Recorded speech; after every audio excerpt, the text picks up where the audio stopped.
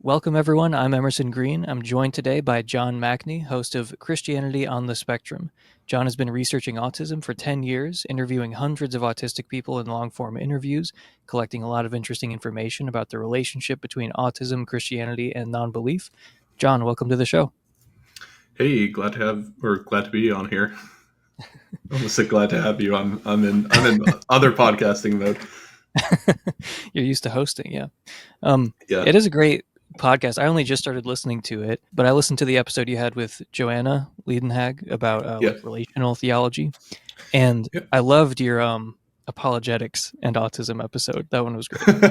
Okay, I'm glad some people appreciated it. I got a lot of feedback from that. I'll say, of people Yeah, that one had spoke to me. various opinions. Yeah, okay, I'm I'll glad. have to link that one below for people. But so something one often hears is that autistic people are sort of naturally less inclined to be religious.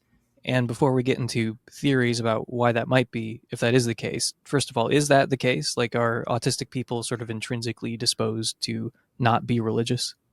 Yeah, so that is a good question and one that many people have tried to answer. So for my research, I've basically done a meta-analysis of every single paper that I can find that even attempts to ask this question and then looked at their survey data. I've done a lot of extensive surveying and sampling. It's really hard to do like really good sampling of this because, if you're, for example, looking for people who are autistic and talking about Christianity and you only go on autism specific subreddits or like autism specific forums, there tends to be a really negative sentiment about Christianity as a whole for a wide variety of reasons. So if you go there, you'll get the impression, yeah, everyone's an atheist here. But then if you go to other places, you like especially Christian forums, you'll find lots of autistic people there. And so I've sampled a lot. I have 26,000 personas of unique people that I could either identify as being religious or non-religious. And the overall trend that I've found is that basically across the board, accounting for demographics, race, as much as I could, socioeconomics, it seems like that there is a negative correlation between autism and religiosity. So we do tend to be less likely to be religious. But one of the interesting things that I found from my surveying is that it is pretty heavily region dependent. Like the biggest factor isn't if you're autistic. The biggest factor is where you currently live. And one of the interesting things that I found is that if you are in a heavily religious environment, so let's say you're somewhere in like the Bible Belt or something like that, you're less likely to be religious than a peer who doesn't have autism. But if you go to a place where the context is mostly secular, then you're significantly less likely than your peers to be religious. And so it's basically like if religion isn't sort of in the water and permeating everything you're doing, the effect is a lot more significant than if it's sort of in the culture and you can't escape it. Is you're still less likely, but the degree and percent to how much less likely you are will vary on a bunch of those different factors. It also varies by like gender, which is pretty normal for if you look at like Pew Research surveys and things like that. At least for adherence to Christianity, it varies by gender, and so I Yeah, found women similar tend to be trends. more religious than men, right? Yeah, so women tend to be more likely to be Christian than men, but when you look at other religions, it will vary, and other regions, and so it just so happens that Christianity, pretty much across the board, has more female adherents than it does male ones. But when you look at Hinduism and Islam, in various places, that trend doesn't always hold. Do you think that well, I'm already trying to like get into the theories about why that might Yeah, be, let's but do it. so something I heard a long time ago, I was listening to a podcast called Reasonable Doubts that doesn't exist anymore, but Mm, they well were familiar. Yeah. they had a psychologist on named Luke Galen who was talking about this theory that's still pretty prominent, and I got really excited about it at the time. It made a lot of sense. There are these mentalizing deficits. Sometimes you hear that phrase Yeah. thrown around where you can see people like even in mainstream Christianity, talking about how, oh, Hurricane Katrina, that's God's punishment for abortion or homosexuality or something like that, where there's some kind of event in nature that they interpret as being, as having some kind of purpose or some kind of like, there's some intentionality behind it. Yeah. And a lot of people think that autistic people they're kind of deficient in that area. They have a hard time, with mind attribution and understanding the mental states of others, just with like ordinary social interactions. So they think, okay, well, we have this effect where it seems like autistic people are less disposed to be religious. And we see religious people kind of attributing mentality and purpose, to things like hurricanes. Yeah. Like they kind of detect, and then autistic people seem deficient in this way. So could there be a connection there where they're just less inclined to do that? And maybe our kind of hyperactive agency detection plays some role in how religious beliefs form in the first place. Maybe that could explain why autistic people are less likely to be religious. So, I mean, that's like a very like 10,000-foot view, but I Yeah. remember hearing about that and getting kind of excited. I'm like, oh, that makes so much sense. And I heard you criticize that pretty harshly on your Yeah, yeah, podcast. I did. I did. I don't think it's a particularly good view. It makes sense on the surface, right? Like when I first read that paper, I think I read it in 2014 when I first started like doing my research. There is a paper, it's called "Do Mentalizing Deficits Constrain a Belief in a Personal God?" And it basically took, I think, 4 different surveys of various groups of mostly college age students, looking at their theory of mind capabilities and then correlating those with religiosity, and then also asking about religious practices and whether or not those were associated with theory of mind and things like that. But they picked religious practices that heavily used theory of mind, so it was kind of like asking, do people who have theory of mind deficits tend to not do religious spiritual practices that require theory of mind? It's kind of like, yeah, probably. But when it comes to actual religion itself, Christianity is kind of complicated. Like if you just look at Christianity itself, like, sure, that like agency detection is a big thing in some forms of Christianity, and mentalizing is a really significant part of some forms of Christianity. But is it for other forms of Christianity? Like when you look at Pentecostalism versus, I don't know, Orthodoxy, there's a lot of daylight between those two traditions, how they're practiced, the sort of mental attributes that they emphasize, the types of practices that they have, the various things within them. And so the picture kind of becomes a lot more complicated. And one of the things I did when I was interviewing people is I would get them to do various tests for autistic screening tests, theory of mind tests, things like that, and just say, hey, can you fill this out and give me your score? Sometimes they would, sometimes they wouldn't.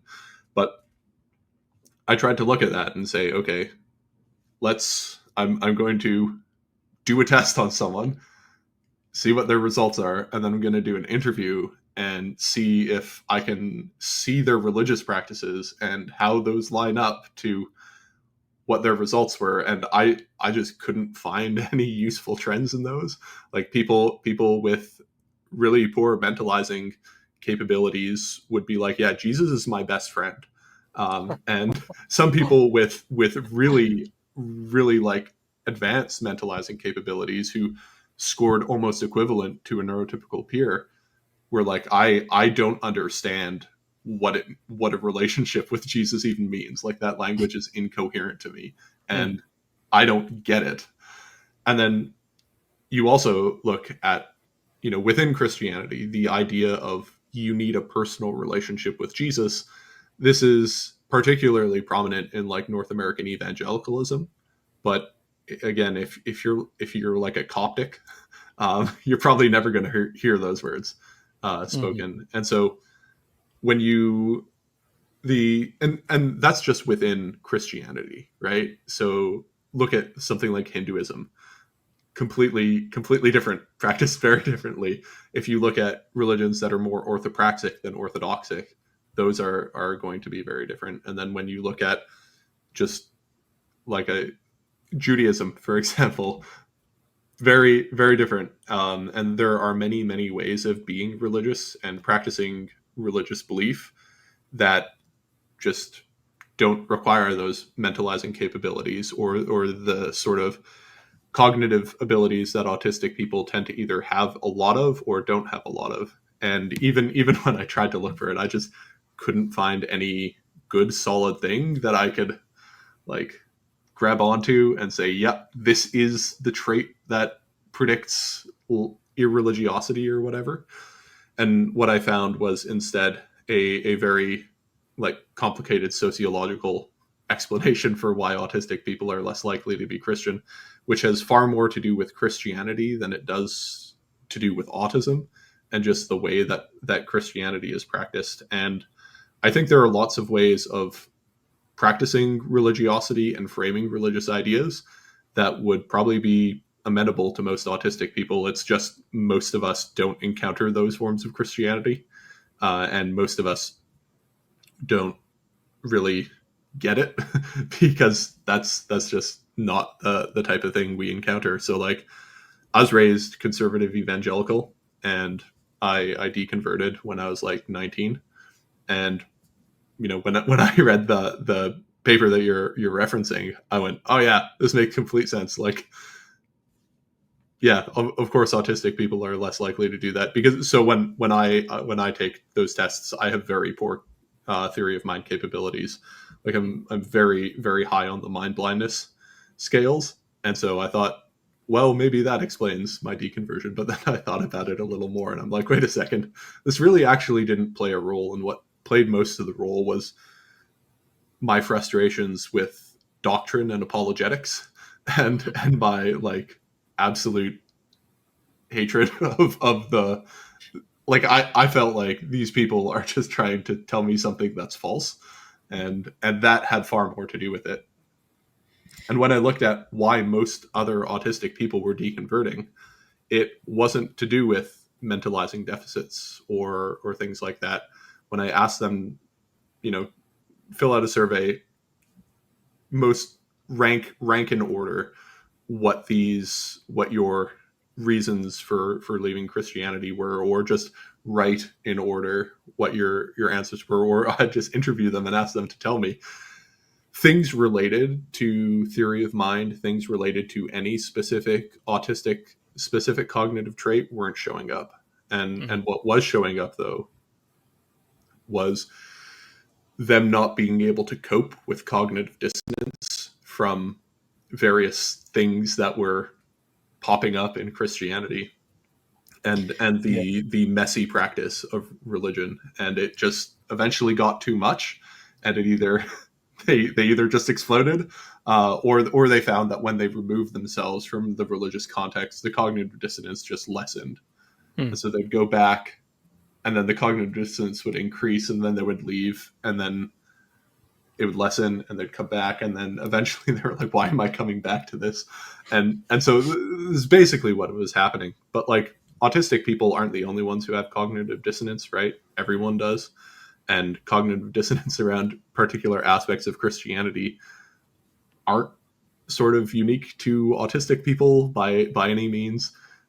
But when you look at autism and like cognitive dissonance tolerance, we in general have less capacity for it. So when you look at how much generally we can generally handle less. The things that cause cognitive dissonance tend to cause more cognitive dissonance. The opportunities for cognitive dissonance are significantly more if you're autistic. Like there are just more things that you'll encounter that are going to bug you because Hmm. you're practicing your religion filled with people who don't think like you. And so that's another factor. And then the like every ideology will have cognitive dissonance and people who experience cognitive dissonance. And so you have strategies for alleviating cognitive dissonance within the religion and within the religious practice. And those just tend not to be geared toward autistic people. They tend not to work very well. And so like when you take all those things combined, it's sort of just like the perfect storm of confounding factors that come together that basically make it harder for autistic people to stay in religious practice, and so instead they just opt out, which, I mean, is what I did Right. for a while. Like, I ended up reconverting to Christianity much later, but um, like, I could imagine in a hypothetical universe a version of religiosity that would be perfectly suited for autistic people, where you would find autistic people would be wildly overrepresented in religiosity, whereas their peers wouldn't be. But we don't live in that hypothetical universe. That's not how it works. That's not how people are taught to practice religion. That's not how they engage with it. So yeah, that's Right. that's kind of it.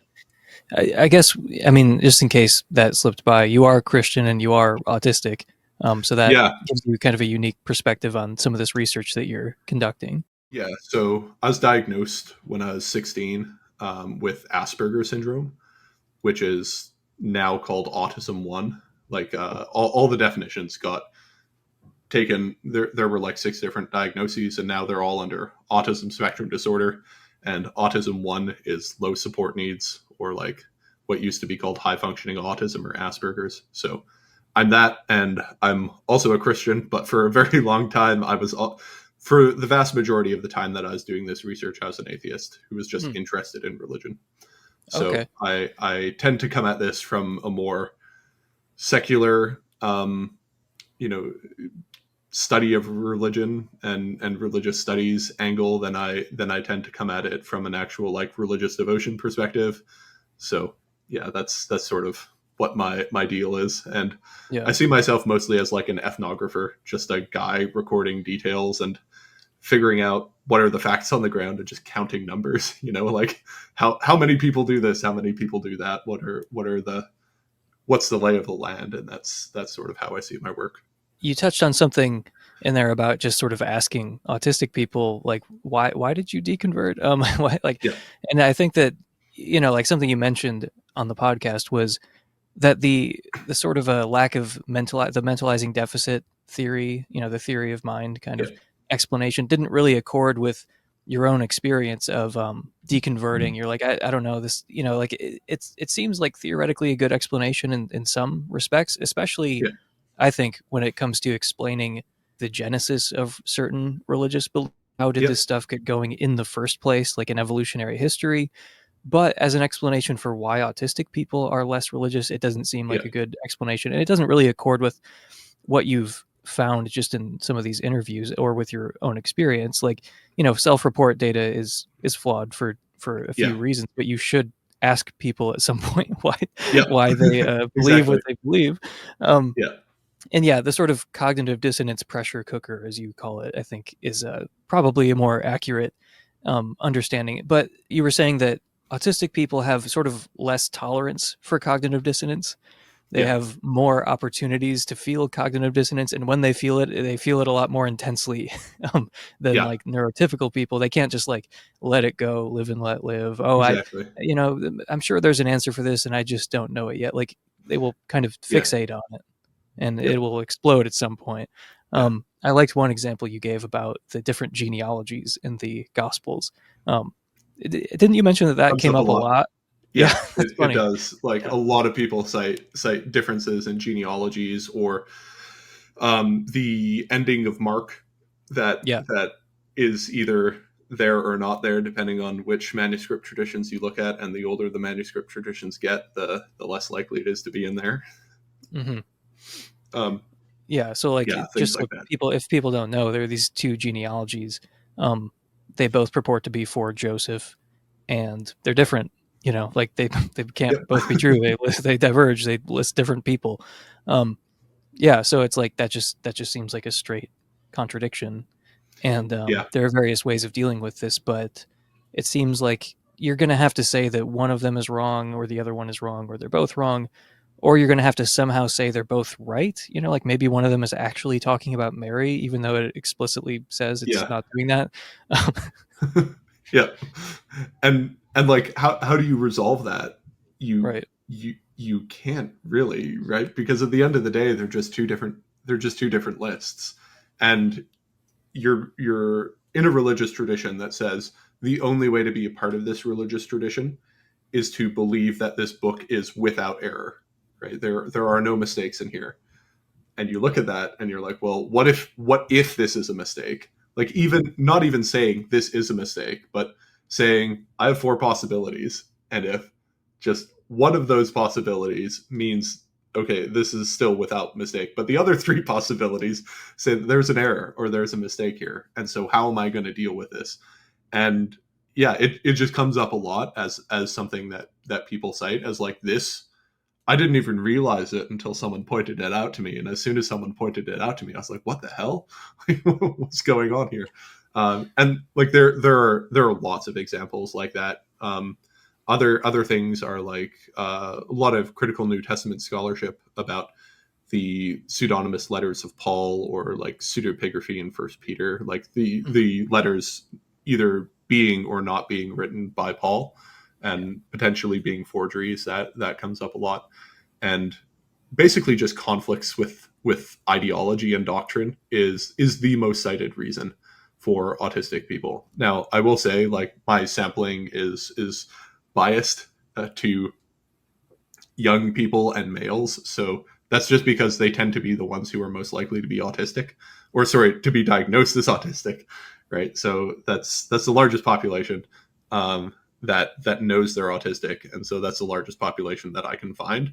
And so, yeah, generally speaking, huge numbers of them will cite it as a primary reason. It's never the only reason, but it's often like people who have a rigid insistence that this is the doctrine, this is how you're supposed to believe it, and this is how you're supposed to go about practicing the religion within this. And you see something deviating from that, and you're not allowed to deviate from that. And another good way to show this is to look at how autistic people who stay within religion stay within it. Like, which traditions do they gravitate to? And they almost always gravitate to religions that allow them to say that there are mistakes in the Bible, or they will adhere to a view of Christianity that does not require them to subscribe to inerrancy. Or if they do, it allows them to ascribe to a very, very loose sense of inerrancy, where it's like, like I think it was Origen who was like, yeah, there are mistakes, but God meant the mistakes to be there. These types of things, and so the ones that stay basically are the ones that avoid these really common triggers for doctrine and ideological conflict. There are some exceptions to that, of course. Like, I've met a lot of like fundamentalist young earth creationist autistics, a lot of autistics in the apologetic scene who are not bothered by these things. But if you just look at numbers and counting for ex-Christians and deconverting people, then that's generally what they cite. And like you said, self-report isn't always the most reliable, and but it is something, right? And so Yeah. looking at that is fairly important. I generally, like, my background is in like forensics and counter forensics, and so I have a detailed knowledge of how many times I've seen self-report just like not cohere to reality at all, and very aware of the way that people self-report and just totally misattribute things. But generally speaking, if you get enough self-report all pointing in the same direction, it's at least worth something. Yeah. And I've heard some other explanations about like why are autistic people less likely to be religious? Why are they, disproportionately non-believers? And sometimes it comes down more to like social dynamics within a religious context. Yeah, So like those can play a role, and that's, I'm trying to think about like, are autistic people intrinsically disposed to not be religious? And with the cognitive dissonance explanation you're giving, or with the theory of mind explanation, it seems like the answer is kind of yes. Like, even though you could imagine like a different religious context that's like especially well yeah, suited to autistic people, in general, it does kind of seem like autistic people are, kind of naturally less inclined yeah, to be religious, yeah, regardless of what the explanation turns out to be, whether it's more about social dynamics within their, local context, or if it's just some kind of like difference in cognitive architecture that just is yeah. the end of the explanation. Like, it does seem like that's the case, right? Yeah, for sure. Social differences definitely play a role in it, right? Like just being bullied at church because you're weird definitely makes you less likely to want to be Christian. And the pressure and difficulty that comes with just being autistic in a world where no one really understands autism or how to deal with it, that causes issues. So like, I would just say that's a different source of cognitive dissonance from a different strain that contributes a lot to it as well.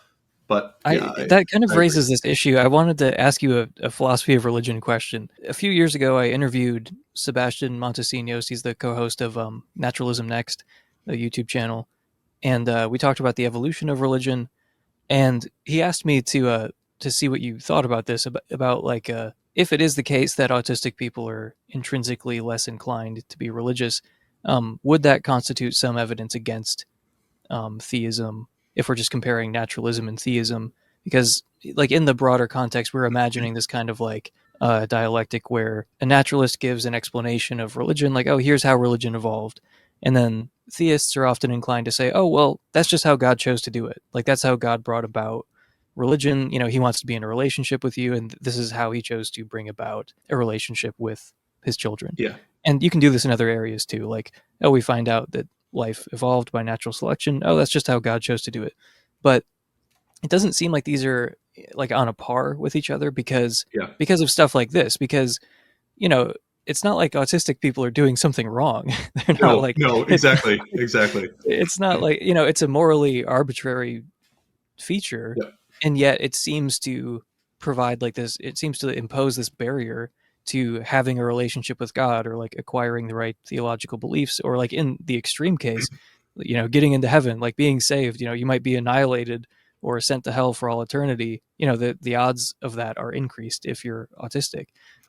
So if God cares at all about you believing true things about him or being in a relationship with him, then it doesn't seem like theism and naturalism are on a par here, because you've got things like this, where you've got a morally arbitrary feature where autistic people are a lot more likely to be excluded from a relationship with God, where you would expect that kind of thing, in a totally indifferent yeah, process, but not so much in a theistic worldview. So I'm curious what you think about that.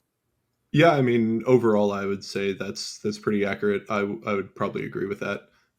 In general, I would probably say it depends on your account of theism, right? Because if you have a theistic view where you see religion as a sort of emergent thing that is built and developed by humans to interact with the divine or something like that, like it's not something that is passed on to us directly, but it's something that we sort of naturally develop and build organically. I could see that not being as big a factor. It would still be a factor, right? But it just wouldn't be as significant. But generally speaking, I think that would be a I mean, it like just even as a Christian, I would say, yeah, it does make the case for Christianity slightly worse. How much worse, I'm not sure, but in general, and even if you look at something that isn't autism, just like cognitive disability Hmm. or intellectual disability, it poses a very similar thing. Like I've spoken to a lot of autistic people who have intellectual disabilities, like not a huge amount compared to ones who don't. Like the vast majority of the people that I talk to don't have intellectual disabilities, but the ones that you do, you talk to them, and it's very clear that they don't have any conception of what Christianity is, and like they because they have an intellectual disability, and this isn't anything against them, but it's just a reality, right? They're not picking up what you're laying down, and I think that does pose like a problem to theism. And I think just if you're weighing things probability wise, that would probably tip the scales towards naturalism. That's not to say theists can't like bring up plausible explanations for why that would be the case, but I just think that the better explanations would be on the side of naturalism for that specific line of inquiry, basically. Yeah, something that comes up a lot on the podcast, at least from what I've listened to it, is that discipleship over like a personal relationship seems to make more sense for Yeah, autistic people. Can you expand on that a little bit?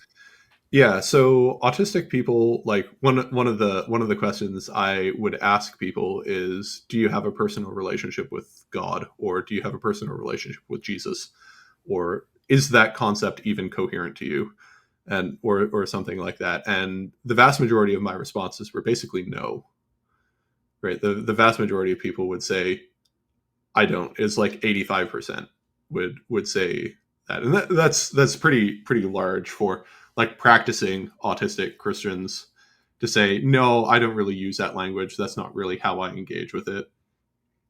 Often, autistic people will sort of joke that the phrase "I'm spiritual, not religious" will often flip it to say like I'm religious, not spiritual, and what we're trying to get across in that is that the sort of emotive relational aspects of the emotive relational aspects of Christianity don't always work very well for us. Like Mm-mm. they don't always make sense, and the way that they're expressed and the way you're taught to think about relationships is very different from how autistic people tend to think about relationships and the way like relational language is used.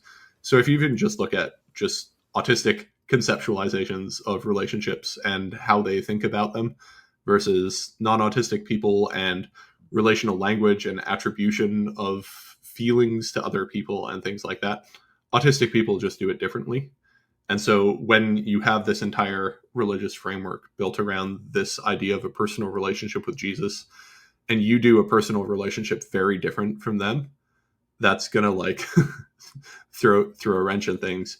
And so instead, autistic people tend to favor non-relational forms of Christianity, I'll say. And one of those non-relational forms is something like discipleship, where if you use the language discipleship, you're pretty much getting across what some people mean by personal relationship. Like it's not the same thing, but autistic people tend to resonate a lot more with that language and go, "Oh yeah, this is a lot more intuitive to me, and I just naturally understand this better than the sort of emotive relational side of things." Because the emotives, sorry, the relational emotive side of things just, I don't know. I've never gotten it.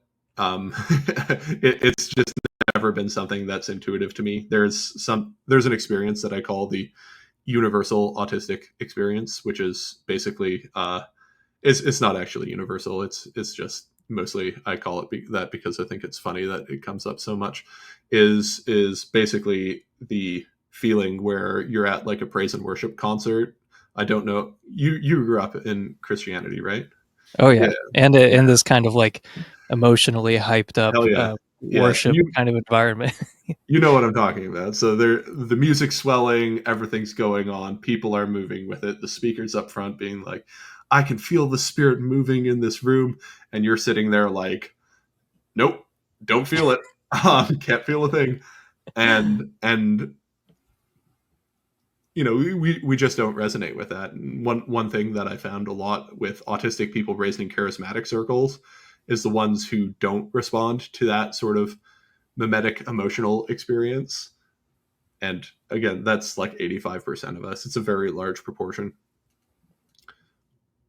They like the charismatics will try to and Pentecostals will like try to cast out demons from them because they think they're demon possessed, and they think that there's something genuinely wrong with them, and so they'll go through like exorcism to get rid of this thing, and only later do they realize they're autistic.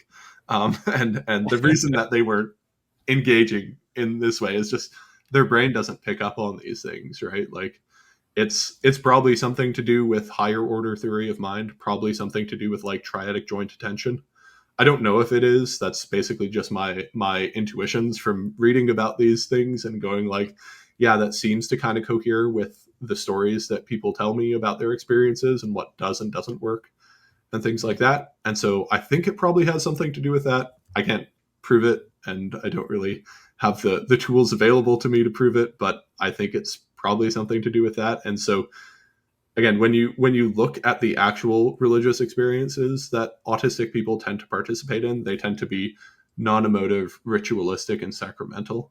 So they tend to be like really into the Eucharist or theology of the Eucharist and like rituals around communion.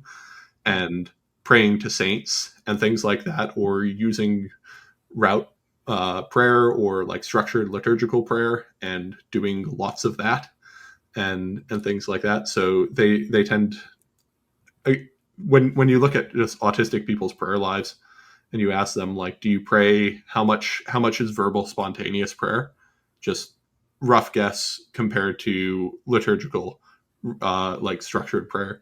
And most autistics, it's the ratio is like 10 to 1 for liturgic structural to verbal spontaneous. Around 40% of us just say, I never do verbal spontaneous prayer.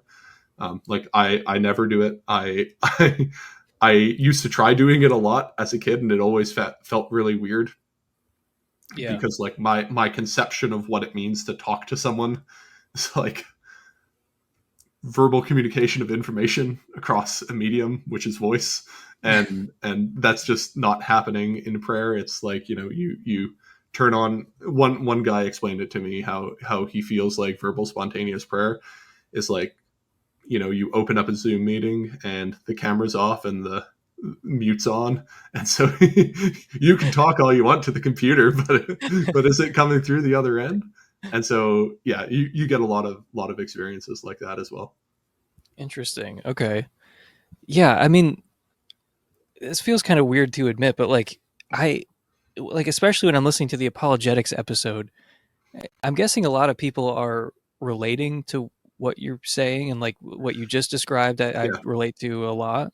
I think that experience goes like beyond just autistic people, yeah. or else I'm autistic because like like you But often describe things that are like, especially the cognitive dissonance, like pressure cooker, apologetics as like a cognitive dissonance reduction method, and just what you just described about prayer. It's like I think a lot of people relate to that, yeah. probably not just autistic people. Oh, for sure. So I've had a lot of people contact me, be like, "Am I autistic?" And they're like, "Okay, I can't diagnose you. Like, I'm not a psychiatrist. I'm a guy who talks to a lot of autistic people." But I spent quite a bit of time talking to non-autistic people to like figure out controls and things like that. And one of the things that I found is that the groups that tend to be closest to autistic people in general, and the ones who tend to answer closest to us on surveys are people with high levels of education, and they tend to be people with high levels of education in like philosophy or sciences, and they're just, I don't know, we tend to overlap a lot. However, those are also the degree programs that tend to have disproportionately large numbers of Yeah, autistic people in them. So like, how yeah, many of those are undiagnosed? I don't know. But yeah, so one of the things, I I'm sorry if this gets us off on a tangent, but this is just a pet peeve of mine when it comes to autism stuff.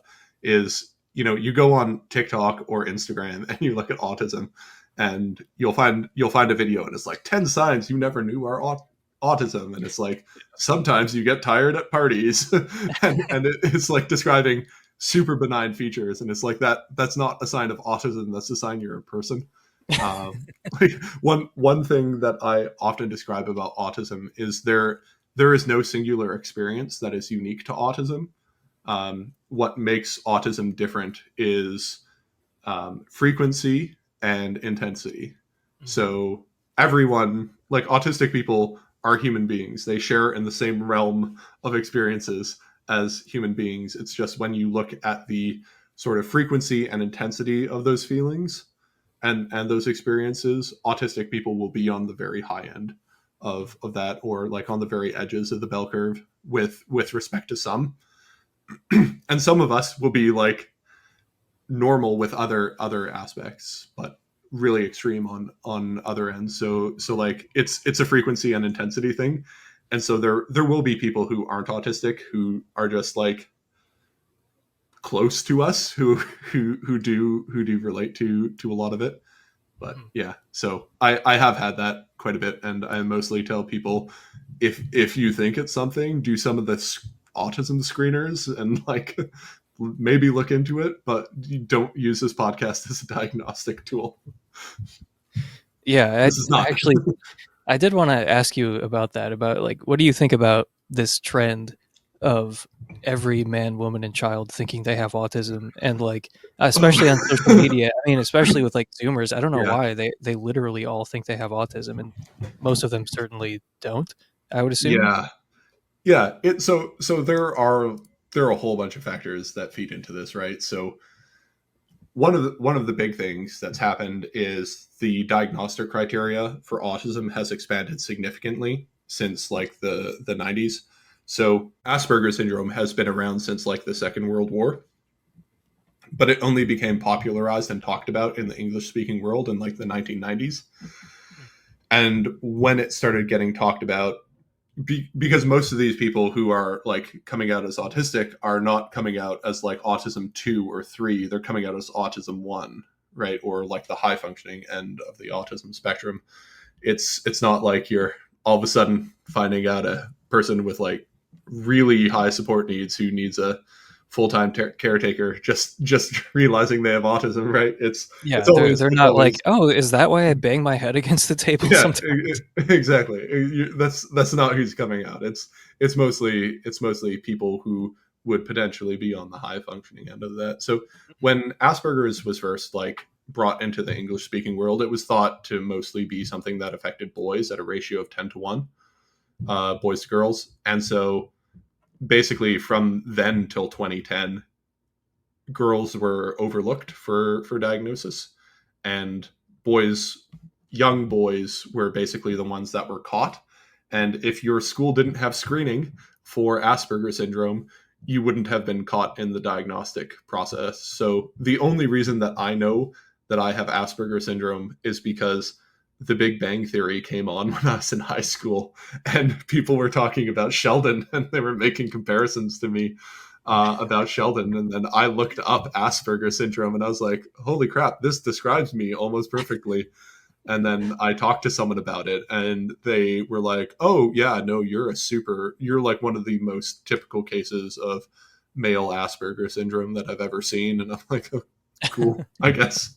Um, so yeah, basically after 2010, we started to realize that girls and boys act and are socialized differently and have different like brains and things like that. The differences in brains often gets miscommunicated when what they're talking about, but in general, things work differently for girls than for boys. And so we were sort of baselining the idea of autism on like 12-year-old boys, and or like what Asperger's was on 12-year-old boys. And then you stop to think about it and you're like, ooh, what if 12-year-old girls with Asperger's are different than 12-year-old boys? And it just so happened that like, you know, sometimes 12-year-old girls would present like 12-year-old boys, but the rest of the time it was like, no, they they didn't. And so we expanded the diagnostic criteria to specifically look for what does autism look like in girls. And now that we've sort of, I guess, figured that out more or less, we a lot more people are being diagnosed as autistic. We've also significantly increased screening, and a really common thing that happens is a parent will go in to get their kid diagnosed, and like or their kid will get diagnosed in school, like they'll get picked up in an autism screener at school, and then they'll get formally diagnosed, and the parent will be like, "Hey, where'd this come from?" And the person doing the diagnosis is like, "Buddy, the call's coming from the inside the house. Like you have it too." And autism has a really strong Mm, genetic component to it. So mm, like the causes of autism, the best predictor of whether you'll be autistic is if you have autistic parents or if you have autistic uncles or aunts or grandparents or whatever. Like if it's in your family, that's the best predictor that a kid is going to have autism. And so like there's been an explosion of adult diagnosis just because they previously weren't screening for it and now they're screening for it, and just increased awareness of what autism is. A lot of people are seeing it, like my story of seeing Sheldon on the Big Bang Theory and everyone telling me they're like him, or mm. like various autistic characters in media are now coming up and people are saying, hey, you're like that person, and so they go in and do a screener and get diagnosed and whatever. So just increased information and increased awareness combined with increased screening also does it. But then there's like a more insidious side of things, which I get really frustrated with, which is like the sort of social media misinformation sphere, especially on places like TikTok and Instagram. It tends to be really bad, where in so I want to be careful when I say this. In certain spaces online and in real life, there you get social prestige for being part of a marginalized group, and sometimes you look for ways to gain prestige Mhm. through being part of those groups, and so there is incentive to be autistic in those groups. Now, luckily for me, because I study Christianity, Christianity is not one of those places where you get incentive for being autistic. No, There's negative not at all. incentive. There's really strong negative incentive for it. So I don't have to worry about that too much in my research. Um, and I haven't found that to be a very big problem in the group that I study. But in some circles, they're like, oh, everyone in this group is autistic, and you are like, cool, can I talk to you all because I do research in this? And you start talking to them and you're like, none of you meet any of the diagnostic criteria. How did you find out you were autistic? And they're like, we watched these TikTok videos, and you trace it through, and the TikTok videos are talking about like 10 signs you might be autistic, and they just describe normal, benign, everyday experiences of being a little bit socially awkward or misunderstanding something. And that happens with everyone, or being really interested in something.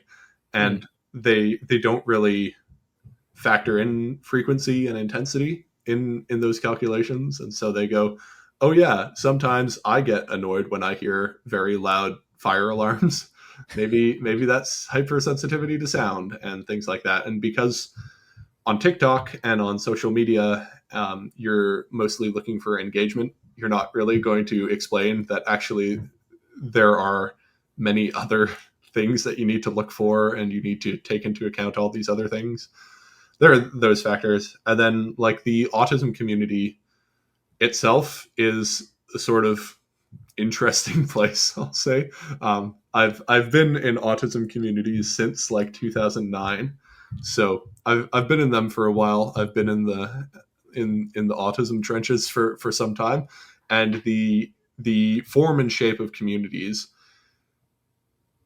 are a little interesting. They tend to sort of resist expertise and resist medicalization and ideas related to medicalization, and there's a sort of inherent distrust of people in the medical and psychological community. And sometimes that distrust is super warranted, right? Because a lot of people don't know what autism is, even in the medical communities, and a lot of them are non-specialists who their idea of what autism is like Rain Man, right? And so Yeah.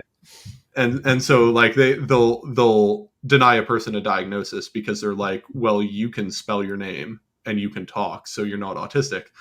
And so because of that,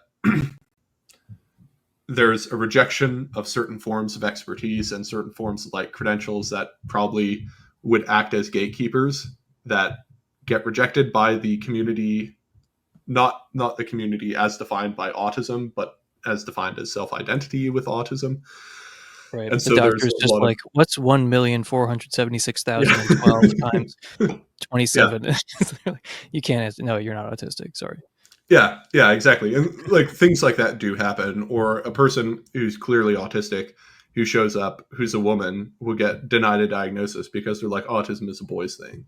Mm. And so you don't have it. And so there is sometimes it is a well-earned skepticism of the medical community, but sometimes it also goes probably a little in unhealthy conspiratorial directions that are just like sort of bad cognitive hygiene, I Mm. guess. Like a lot of the conspiratorial thinking that is you find in other online social movements and sub communities, you'll find within the autism community.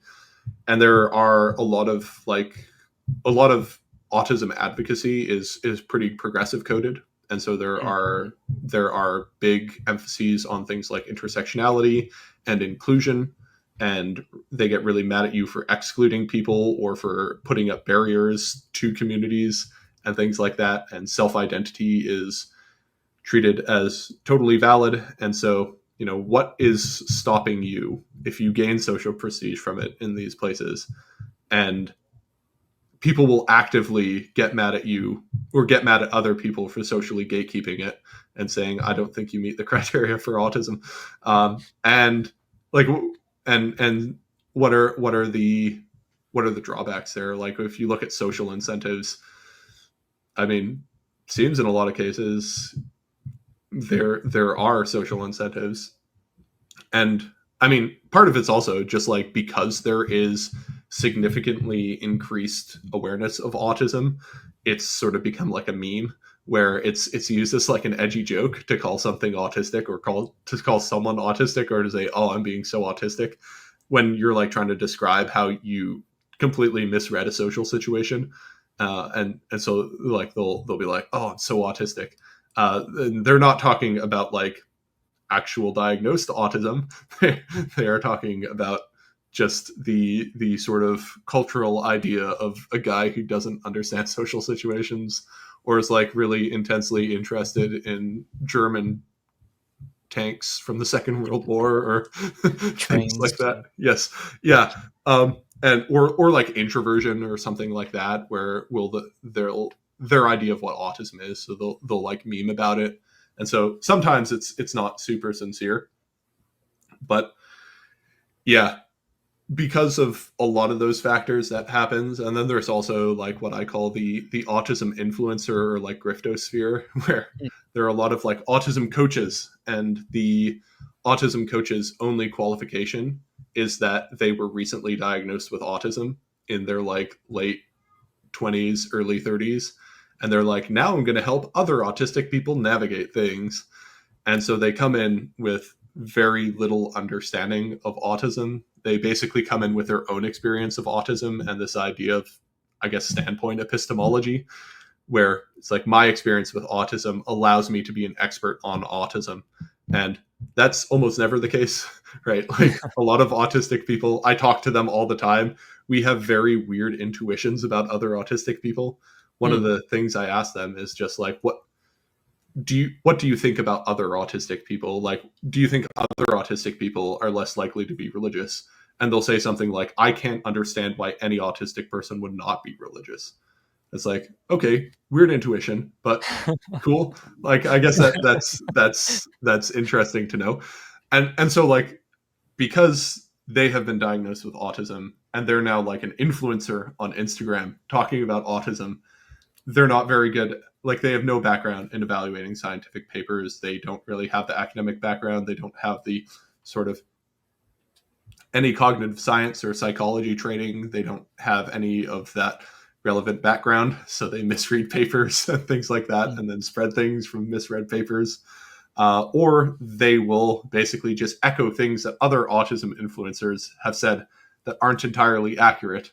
And it's sort of like the misinformation self-licking ice cream cone just twirls in a circle, and things come out there. And like, if you're an autism coach or an autism influencer telling people, yeah, this isn't autism, like what you're describing is not autism, what you're describing is a normal human experience, isn't very good for business. Right? Like, if Yeah. if your whole job is to get more influence or to coach people on how to deal with their autism, saying, I don't think you meet the diagnostic criteria, or I'm not sure that you fit in with an actual definition of autism, isn't super super great for it. And a lot of people in the autism community get really mad at you if you say that. And so if you're sort of within this community and you're doing things within the community, pissing off the community by going against the established norms of the community is not going to do a lot of good for you. And so that creates more compounding factors. And then basically non-experts who only have experience with their autism or other autistic people within their circles, like one of the things that I often say is one of the big issues with autism advocacy is it's filled with the type of autistic people who want to do autism advocacy. I say that as a joke, but like it is sort of real because Mhm.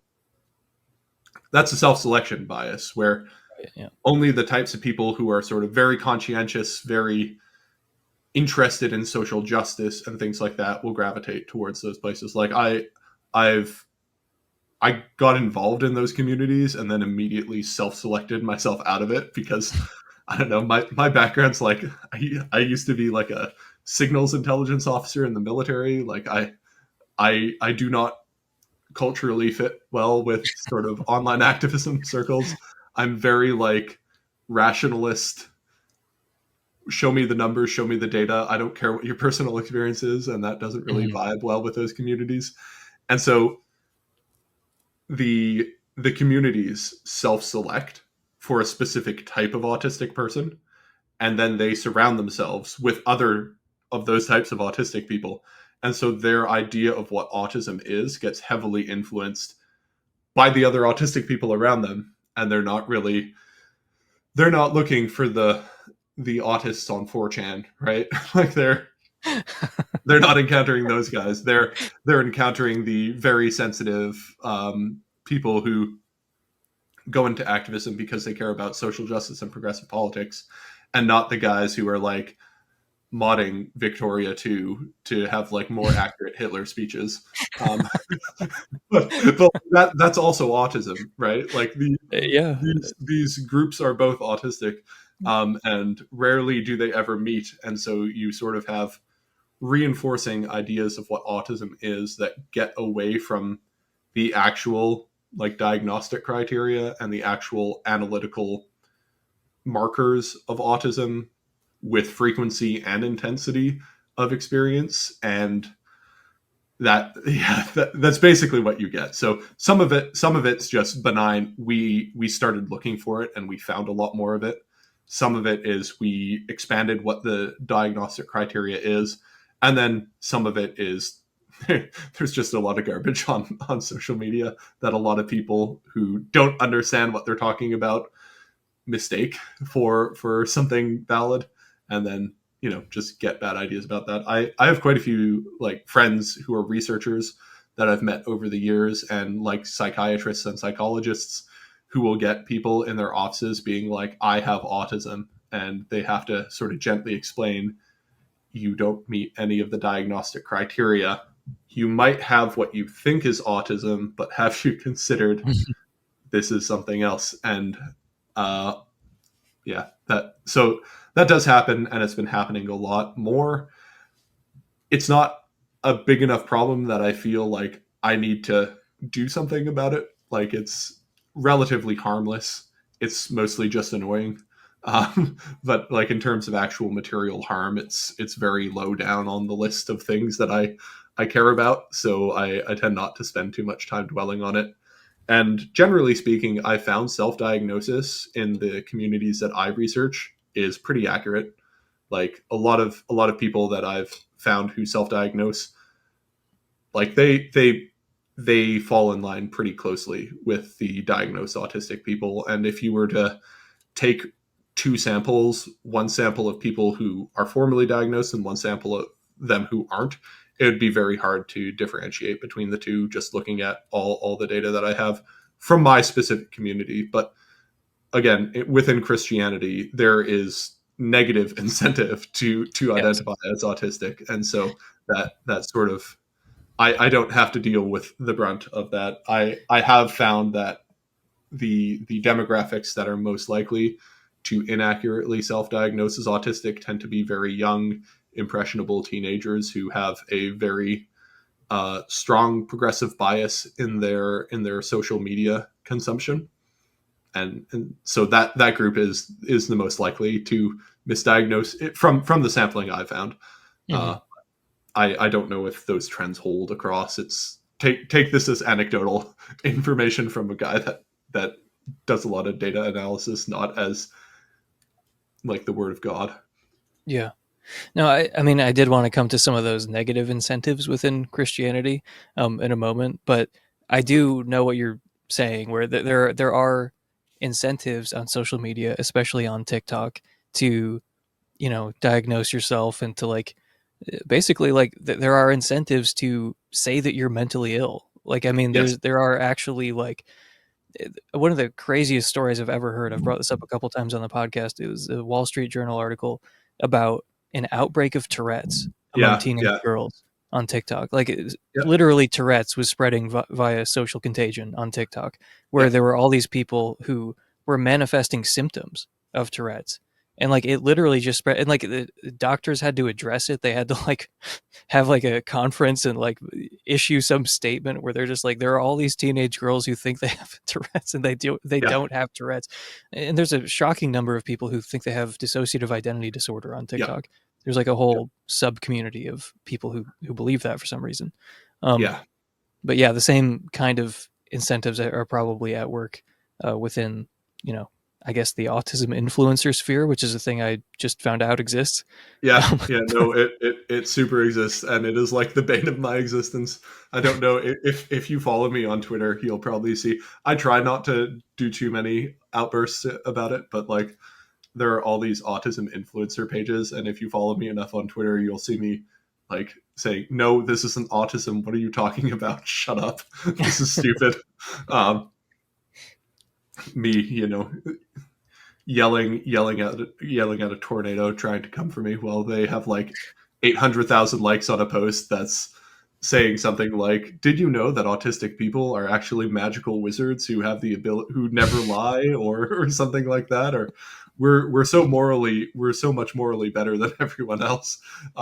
You see a lot of that stuff, and yeah, I mean, it's annoying, and it's but again, generally speaking, it's contained to certain subcultures, and yeah, no, I have seen the autism self-diagnosis on TikTok kind of take place in weird directions where it's like, okay, but which criteria do you meet for autism? Because I'm not like I can't diagnose someone or undiagnose someone, but at a certain point, you just kind of have to go, okay, well, all right, I guess. some of those negative incentives that cut in the other direction within Christianity, I wanted to talk to you about because I found out that there are a pretty surprising number of theologians who have raised the question: um, Are autistic people even made in the image of God? Yeah, Like, yeah, are they image yeah. bearers in the same way that neurotypical people are? Which is like pretty. I mean, that's pretty wild. But I feel like in a sort of perverse way, like the kind of overdiagnosis, over like self-diagnosis of autism might actually help with that. Just more people thinking, oh, wait a second, it's crazy to say that like all these Yes. people I know who are autistic or at least call themselves autistic are literally not made in the image of God or something. Yeah. Like, could you Yeah. talk a little bit about that image of God stuff because I found that fascinating. Yeah. So within theology, there are a lot of theologians who every so often come across the concept of autism and go, "Man, this is going to make a great paper." Because they'll read about the characteristics of autism and the cognitive characteristics of autism, and specifically look at this and go, wow, this makes an excellent control group. And to be fair, they're completely right. Like autistic people, I think, do make a really interesting control group to understand religion and to think about theology. Because when when you have difficulties with certain aspects of cognition, then these things come up. And so a lot of theologians get like really hung up on, well, what is the image of God and what makes you really human and what is the cognitive mechanism that ties you to God and what does God use to communicate with you? And so they'll think about things, and usually I don't think they set out from the beginning to especially target autism. It just so happens that they'll think about relational capacity and relational capabilities, mostly because they don't want to exclude people with intellectual disabilities, right? Because they'll go, okay, we want to make sure we categorize this group. And then yeah, so there was one paper that basically suggested that what the Imago Dei is a collection of cognitive traits that have to do with relational idea, like relational thinking, and like various different forms of mentalizing or theory of mind or triadic joint attention. Uh, and these are what make you made in the image of God. And then, like explicitly in this one paper by Barrett and I'm forgetting the other guy's name. Sorry. I'll probably think of it in a second. But in this paper, they talk about what does it mean to be made in the image of God, and they explicitly say this doesn't include autistic people, and that's actually a plus for the theory because it shows that like we have properly targeted aspects of human cognition. But don't worry, like in the end times, like when the eschaton comes, God's going to make them not autistic in the end. So we're cool on there. Which I mean, at a certain point, I read so much of this stuff and I see it happen so many times that I kind of think it's funny at this point. It's like, okay, sure. Um, and then there's a guy out of, I think is either Cambridge or Oxford, named Andrew Pinsent, who actually coined the term spiritual autism to talk about a profound state of disconnectedness from God, where he's thinking about Thomas Aquinas and Thomas Aquinas' account of ethics and how God works in and affects you in your doing of certain actions. And so he uses this model of triadic joint attention as like the and triadic joint attention. I should probably explain what that means. It's a higher order theory of mind tasks. So joint attention is when you have attention on something, and that attention on the thing has an effect on you viewing it. Triadic joint attention is when there is another person who's also viewing that thing, and that other person's viewing of the thing enhances your view of the thing. So because you are an observer, I don't know, going to the movies. So you go watch a movie by yourself versus going to watch it with a friend. It's different because when you're watching it with your friend, your experience of the movie is now being mediated by your understanding of your friend's view of the movie. Um, I think that's how to explain it. I'm not very good at it because I have a very low intuitive grasp of triadic joint attention. It's just not an experience that I have much of. Um, and it's probably related to autism.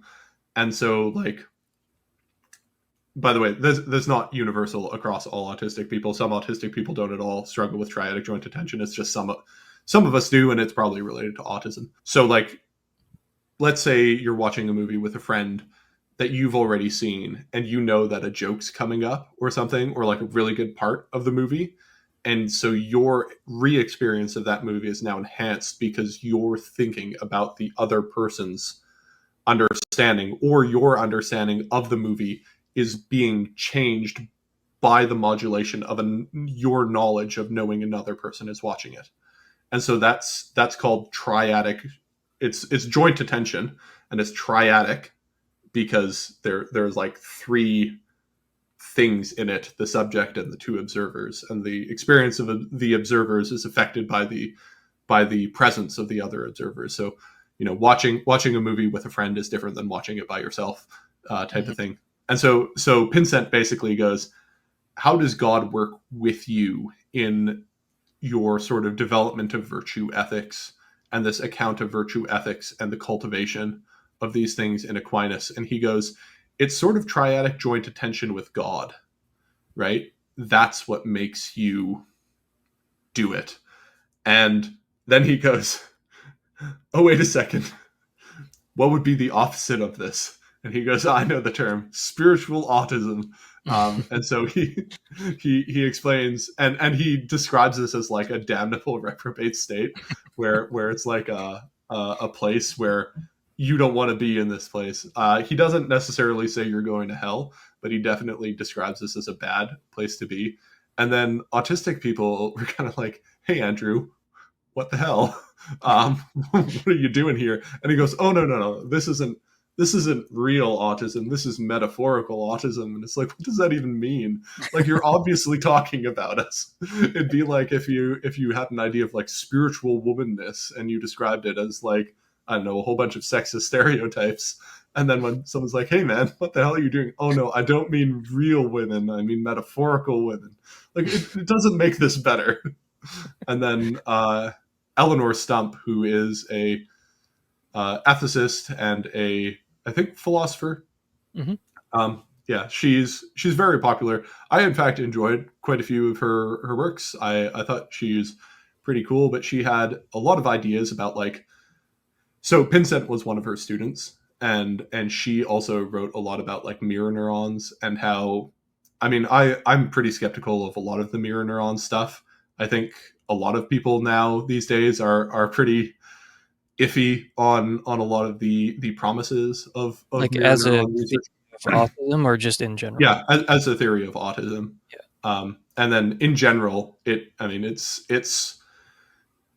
was really hyped in like the mid 2010s, and now the hype is not nearly as much as it used to be. At least that's my understanding of the field. Someone can correct me if I'm wrong about that. But specifically as a way of explaining autism, it's not a particular good way. But I think Stump takes it like even farther than Pinsent. She doesn't call it spiritual autism, but she essentially makes the same moves and basically describes autistic people as being in this like state of complete disconnection from God. And there's a part of like me that hears this and goes, okay, maybe you're sort of accurate, right? Because we've been talking about like how autistic people have these difficulties understanding relational aspects of Christianity. And so it's like, well, is she right about that? But also at the same point of time, like what you brought up is, if this is true, wouldn't this be like a significant issue for theism? Right? Like Yep. that Yeah. you being born with autism has no actual, like, you didn't choose this. It's something you're born with. It's not something you opt into, and now you're just cut off from God. Like, that has theological implications that I'm not sure Stump actually wants to have. Hmm. Or if she does, like, I think it's a serious problem, at least. And I just think, theology wise, like, I don't think that is a particularly useful road to go down. I mean, I get why she thinks that, but in terms of other capacities, like when you look at autistic spirituality, a lot of it is focused on specifically things like sacramental theology. And so it's not relational, but it's still like spiritual and communicative. And so it's like, are you really actually describing how we communicate with God, or do you just have like a theory based on intuitions with your cognition and not really take into account other people's cognition when you're thinking about that? So that's sort of what happens there. But like in general, like, Christianity tends to skew pretty conservative, at least socially. And generally speaking, their skepticism of cognitive disorders and mental health disorders and things like that. And so coming out as autistic is usually met with skepticism, or at least the side eye. Like, in my experience, it's something that I have to explain a lot to, like when I'm talking to churches. It's like, this is not a bad thing. Calm down. It's fine. And I and went to a church once that they made a big deal about this before the service started, about how they're on this like quest to faith heal autism. So like, if your kids yeah, are autistic, bring them in and we can lay hands on and pray on them, and then they will be healed of their autism. yeah, that happens a It strikes lot. me as like a And fairly evil thing to yes, to yes, do. it is a genuinely evil thing. There is a wild video from Bethel Church about this guy talking about how he faith That was healed the someone with church that I was in. autism. Okay, nice. Yeah, he was talking about how he like faith healed someone with autism, and as a result of faith healing them with autism, they smelled like rotten fish for 3 days. Um, and yeah, it's on YouTube. I can send it to you. It's wild. And in it, he's like, "I hate autism. I want to see it destroyed." And it's like, okay, That's cool, I guess. They Whatever probably, I'm floats not your even boat. joking, they probably think there's like a demon named autism or something Oh that is yeah, like the lord of they autism. they probably do.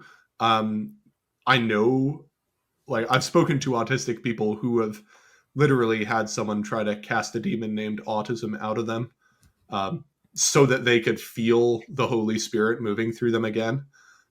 Because they're like, I don't feel this. I'm not getting it. And they're like, it's because you're demon possessed. And they're like, it might be because I'm autistic. And they're like, the demon's name is autism. We're going to get this guy. We're going to get him out. Um, yeah. So I know that happens as a fact, but yeah, generally speaking, so there are very few cases in which me explaining that I was autistic has helped me in the church context. And the only places that it's helped me are in like uber progressive, super liberal churches because I'm just like a straight white guy. And so when I go into those places, it's like, but I'm autistic. They go, ah, great. There's something different than him. He's not just a normal vanilla white guy. And Oh, so, thank God you have some yeah, redeeming feature. exactly. So I had an experience where I went to a church and I wanted to do a presentation about autism for them because it's just like it's useful to know about it, especially useful to know about it in Christian contexts if you're going to be dealing in a congregation with autistic people in it. Like the best thing you can do is just learn about it basically if you want to help people with it.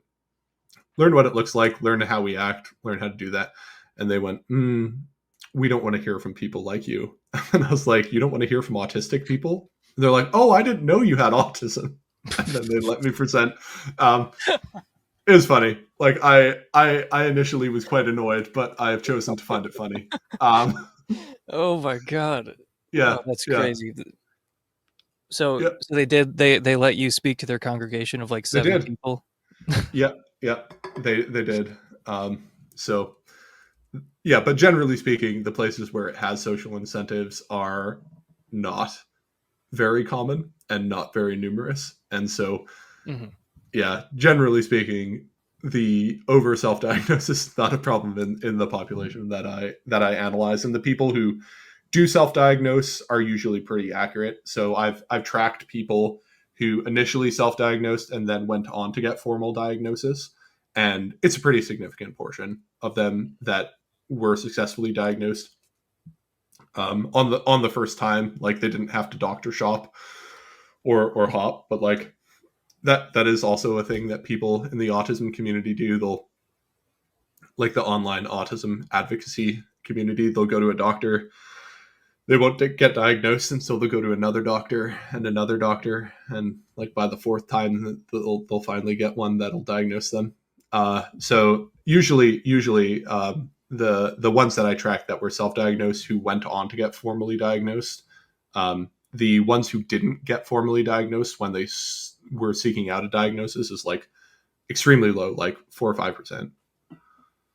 So yeah, it's just not a super big deal in my circles. Well, thank you so much for coming on and talking about your research. And I would encourage everyone to check out your podcast, Christianity on the Spectrum, which is not available on iTunes, but it is available on Spotify It and it's is, on yes. YouTube. But before you go, I just wanted to ask if there was anything about your research that surprised you, like somewhere where you started. You know, you said that Yeah. autistic people are often, they often have inaccurate intuitions about other autistic people.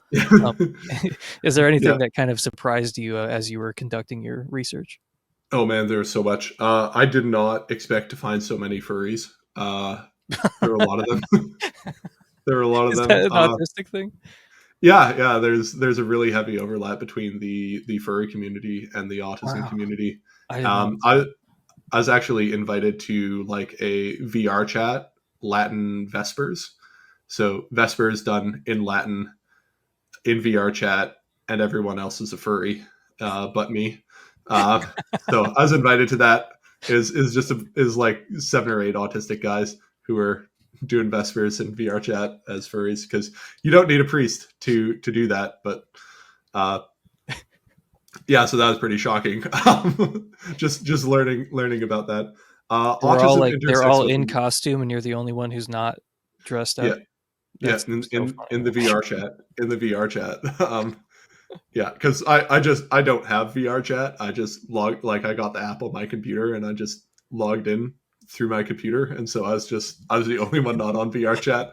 I was in the generic avatar, and everyone's like decked out in as furries in liturgical vestments, Oh my god. doing vespers all in Latin. That was pretty funny. Uh, yeah, so I mean, when I initially started the research, I expected that I would find most autistic Christians would be liberal progressive, just because I thought the doctrinal issues that we'd come in conflict with would push us to liberal or progressive theologies, but I found that absolutely not to be the case. Basically, if you are an autistic Christian, the chance that you will be fairly theologically conservative is quite high. When I say fairly theologically conservative, I mean like it's complicated to define what that means, but like generally speaking, concerned with orthodoxy to some extent. But then within there are just lots of like weird quirks. So when you ask autistic people, are you an Orthodox Christian? Like Orthodox in the small O sense, a lot of them I used to just like send out surveys and then I started adding a box underneath for them to just type out their rationale if they wanted to give it to me. First of all, I found surveying autistic people is extremely hard to do accurately because like the way we read and interpret questions, like we tend to be a little too hyper literal or like over interpret things. And so, you ask them, are you Orthodox? And they'll say, no, I'm not Orthodox because I'm not sure that the anathemization of the Miaphysites at the Council of Chalcedon was particularly valid. And I think that we should not have anathematized them. And so they'll say, no, I'm not Orthodox. And it's like, holy shit, man, that's not what I'm trying to ask you. Like, I'm trying to ask you if you generally adhere to this, not if you have like certain qualms with some forms of the council. But yeah, the Council of Chalcedon came up so much of autistic people being like, yeah, I have pretty complicated feelings about the Council of Chalcedon. And it is like, how many people know about the Council of Chalcedon or like know what the contents of it are? And like with autistic people, like half of them have like really strong feelings about it. So yeah, I expected a lot to be liberal progressive, but most of them just aren't. Most of them, if they get to the liberal progressive side of things, they go, "What's the point of this?" And they just deconvert.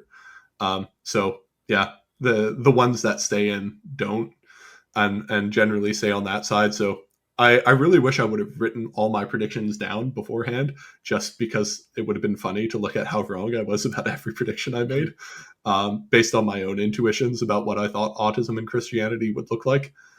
Um, huge numbers of trans people that I did not expect when I started this in 2014. So there's very strong connections between being autistic and being trans, non-binary, or somewhere on the LGBTQ spectrum as well.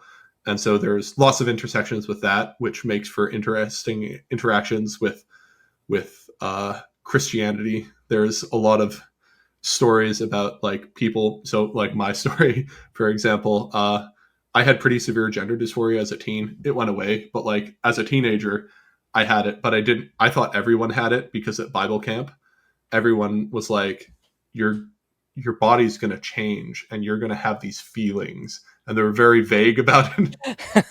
And so like a lot of us have like teenage gender dysphoria, don't realize that that's not a common experience that everyone has, because you're raised in a conservative evangelical place that just doesn't talk about these things or heavily suppresses talking about those things. And so yeah, lots of like weird quirks like that show up. Yeah, those are some of the sort of weird and interesting findings Man. that No, I had. that's fascinating. Once again, I'm encouraging people to check out your podcast. Is there any other place you want people to look at your work or anything else you have to plug?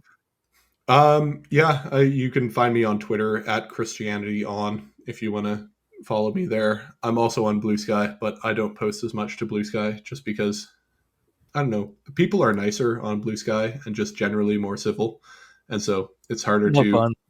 Yeah, you need people to be assholes who you can dunk on. Um, it's not as fun. So I tend not to post on there as much. Yeah, basically my podcast can be found everywhere you can find podcasts except for iTunes and the iTunes feeder, because my iTunes account is in a weird place. And I have been fighting with their ticketing support system for the last like 9 months. And I'm at the point where I'm just like, I'm just going to start a completely new account and just upload it through there, Okay. so that I can get it there. But yeah, that's basically that. Um, Also, if you have any questions about my research or any topics that you are interested in covering that you think I might have data on, send me topic requests. I'm super happy to put together episodes on that if people are interested in that part of my research. And yeah, if you're autistic and Christian or ex-Christian and you want to add your voice to my ever-growing sample of long-form interviews, please feel free to reach out to me. And yeah, I think that's it. Yeah, and you're doing this research independently, right? Like no one's funding you. Yeah, yeah. No, it's just for fun. If you have any I like Templeton connected people in the audience, get this man some Templeton money so he can, because this is like a huge project. Like you mentioned, this is the largest ethnographic study of like English speaking Christians and ex-Christian autistics Yeah, in that I history. know of. that That I you know of. I mean, like, so here's the thing. With autistic people, you talk to autistic people, and they're just like, "Oh, by the way, I've been doing this long-running research project for 15 years in my basement." And so it is very likely that there is another autistic John out there who just hasn't decided to publish his research yet. Like, I didn't decide to start publishing until 2020. 2020 is really when I was like, okay, I'm gonna get this done. So I was going to write a book about it, and I tried to write a book. I got 3 drafts in, and by the third draft, I was like, I'm never publishing this. Like I'm too neurotic about like Mhm. perfectionism and getting everything exactly how I want it, that I'm going to keep writing this into infinity. And I just figured podcast form is easier to get out my thoughts, because I feel less pressure on podcasting form, and I feel like if the conversational format is just a lot easier for me to get my thoughts out than in written form. So yeah, as far as I know, largest, but who knows? There could be, as far as published things go, it's the largest. Um, but yeah, so I'm really interested in this, and that's basically it. My work, I'm an offensive security specialist. Like I do penetration testing, red team, and incident response in my day job. So it's like Mhm. has nothing to do with this. But yeah, I love doing the research, and I basically just plan on continuing doing it indefinitely until I like burn out or die. So yeah, Well, get this man some Templeton money. Smash that like button. Don't forget to subscribe and leave a comment, and head over to John's channel if you're listening on the podcast feed. Hopefully, it'll be on Apple Podcasts soon enough. But yeah, thank you for coming on. yeah. Thanks for having me. It's been great.